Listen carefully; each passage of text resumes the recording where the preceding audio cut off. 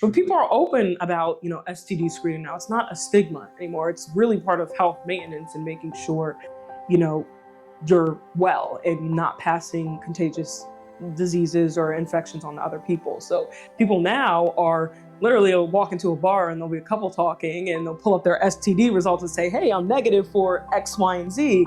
And, people laugh about it, but I think that's really important and really responsible. Definitely something that you should be open about and not ashamed of discussing. The thing about herpes or genital herpes, things like HSV type 1 and 2 is that safe to say almost 90% of the population has some form of it, whether it be a cold sore in the mouth, that's considered a herpes virus. Shingles, chickenpox, those are all forms of herpes viruses. Generally, that's not something that's routinely checked for on an STD panel unless you're having an active outbreak, because so many people have them, it's not lethal. And oftentimes people don't get treatment. Usually they'll get like one outbreak in their lifetime and won't have it again. But for the people that get it like clockwork, then we'll talk about maintenance therapy to help suppress that.